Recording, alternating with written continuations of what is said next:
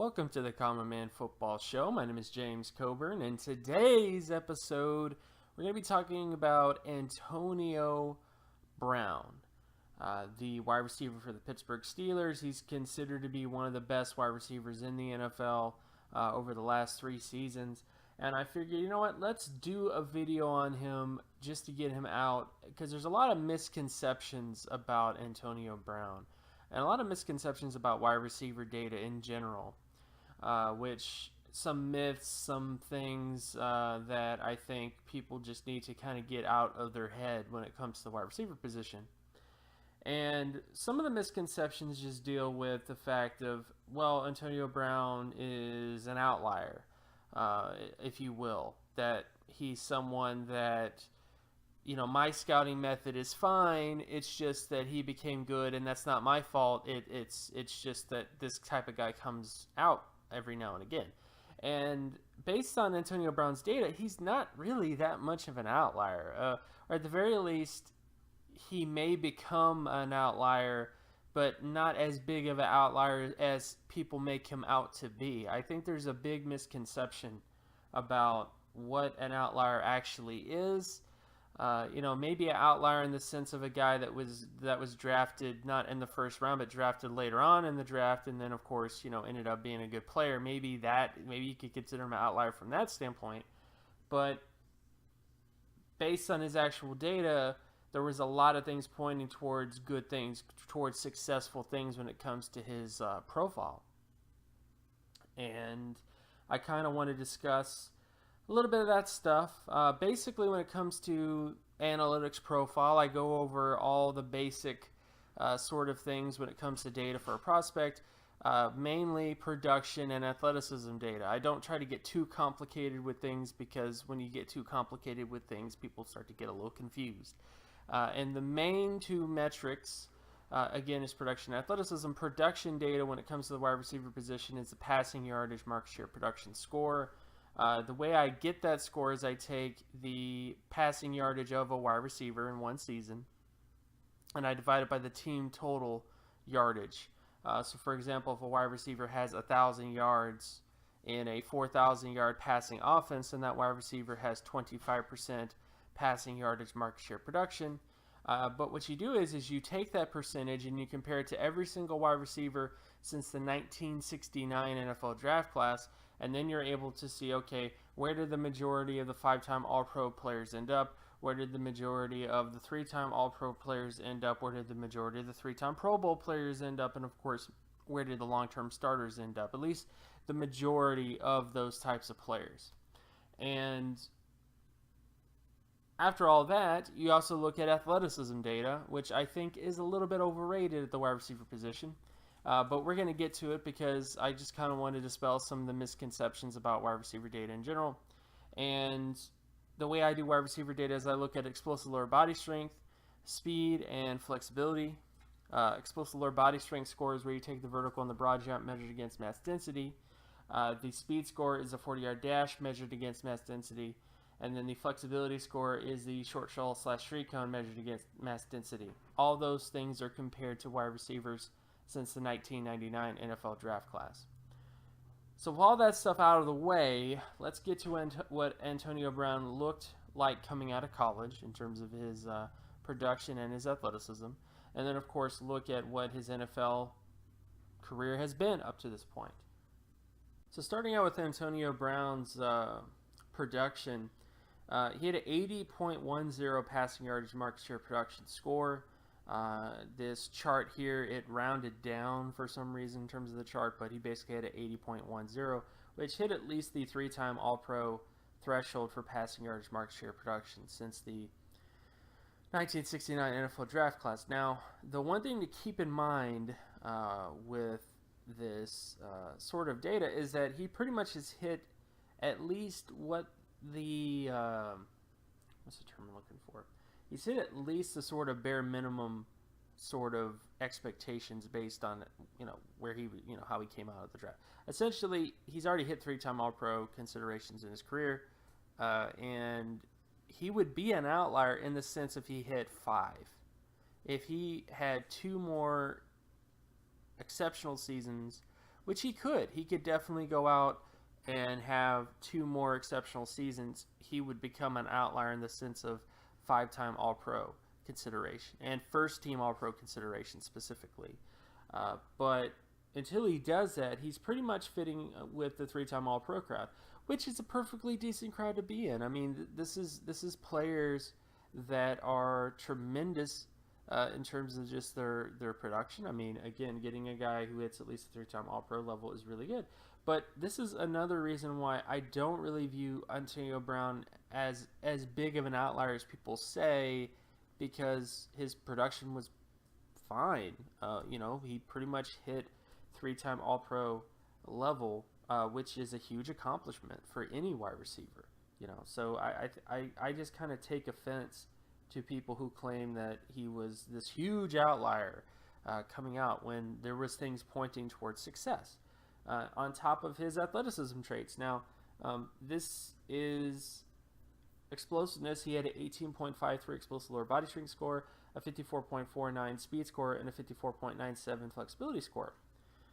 Now, you might tell me, okay, see, this is why he's an outlier. I can kind of see your point, sort of, but the bare minimum athleticism traits, like to be a Pro Bowl wide receiver, to be an All-Pro wide receiver, you need one above average athleticism trait, at least 54 or higher since the 1999 NFL draft class. And in Brown's case, he had two athleticism traits that were above the 54 or higher threshold in speed and flexibility coming out. So I don't quite okay, sure, he had below average explosiveness, a below average speed, and below average flexibility for the average starting wide receiver. I'm with you on that. Okay, I can see that. But he at the very least had the profile of a starting wide receiver to someone with maybe it's bare minimum. I mean, maybe it's bare minimum. All-Pro, Pro Bowl athleticism. Maybe it's minimum that, but he still hits it. He still hits that threshold. So I just I don't know. I'm kind of torn on this sort of concept because I do understand why people just want to completely label Antonio Brown a complete and utter outlier, but there are plenty of things pointing towards success, with him. It's kind of the difference between, getting information and having knowledge. Like anybody can go out and do the things that I'm doing right now in terms of athleticism data, in terms of production data. Anybody can go out and get that information. But knowledge is being able to get all that information, connect the dots, and come to a conclusion that is actually helpful. And in Antonio Brown's case, I just don't quite see him as big of an outlier as most people see him as, considering that he had things pointing towards success with his production, considering he had things pointing towards success with his athleticism. And not only that, this is actually the wide receivers in the 2010 class.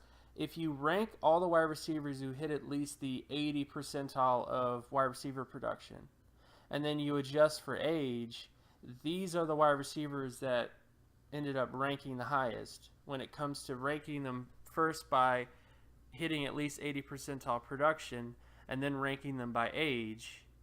And in this list, Antonio Brown ends up being the third wide receiver with Des Bryant number 1, Golden Tate number 2, and then Antonio Brown. So is this a wide receiver that, like, if I presented this information to you, as a data guy, if I went up to you and presented this to you, would you look at it and go, I think he's a day 3 pick?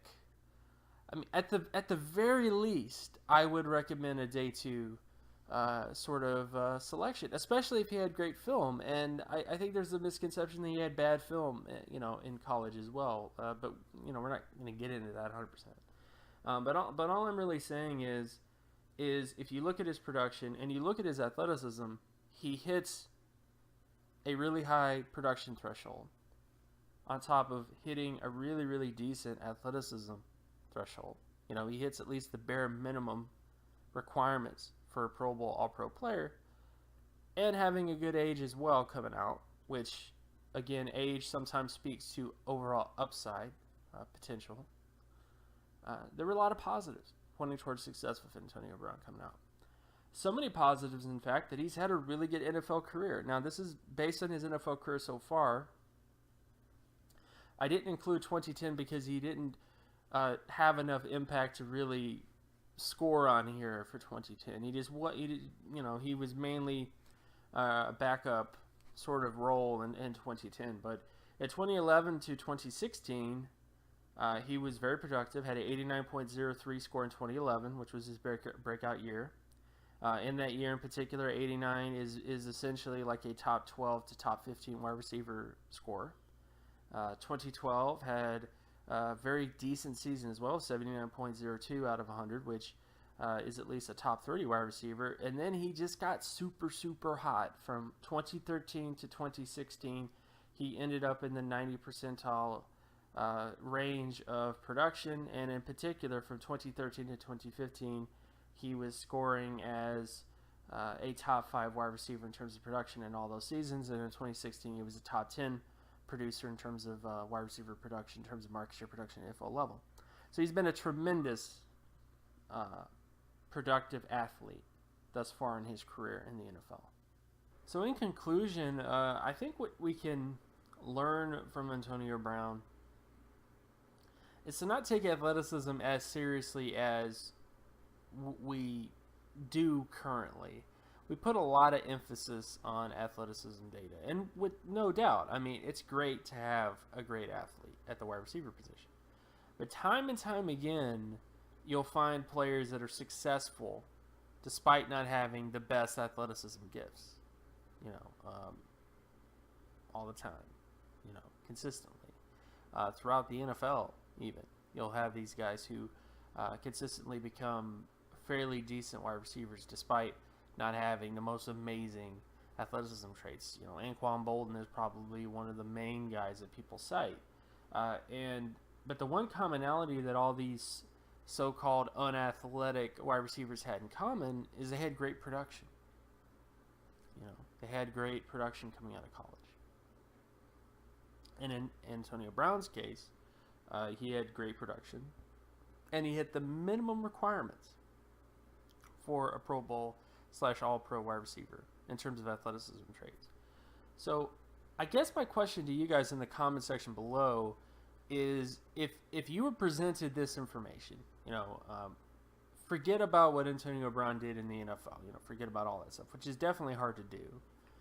But if I showed you the fact that, okay, this is a wide receiver that hit the 3-time All-Pro threshold area, this is a wide receiver who has at least the minimum requirements in terms of athleticism to be a potential Pro Bowler / All-Pro guy.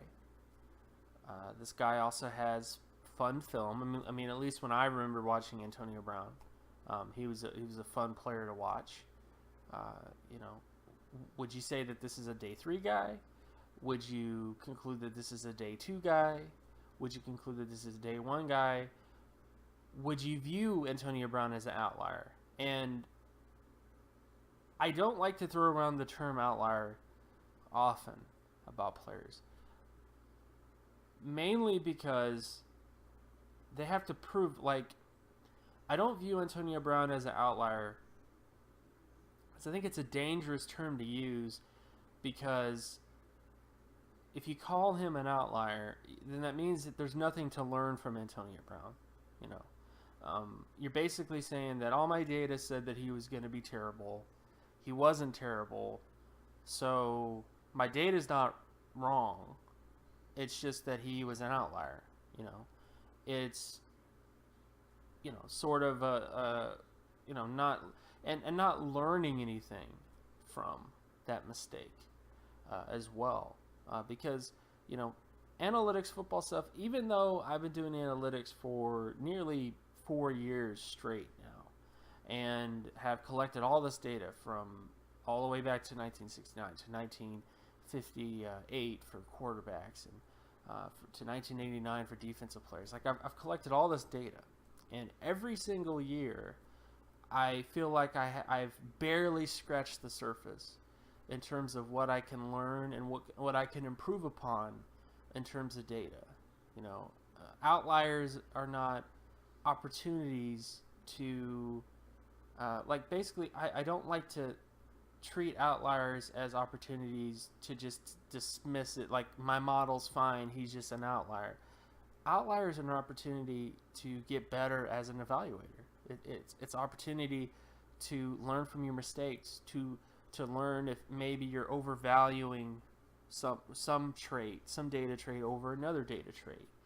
And essentially get to the point where you have knowledge about metrics and not just information about metrics. So again, my name is James Coburn. You can find my work at drivecoburn.wordpress.com, and you can also follow me on Twitter at Geometrics. And if you like this content and you want more content like this, be sure to leave a like and subscribe. Share this video as well with anybody that you know. And again, leave a comment below. Do you view Antonio Brown as an outlier? Do you view him as someone that we can't learn from? That he's just someone that is, for the lack of a better term, football is a mysterious thing, and some guys are, just have something you can't measure, stuff like that. Let me know in the comment section below, and I'll talk to you guys in the next video. Peace.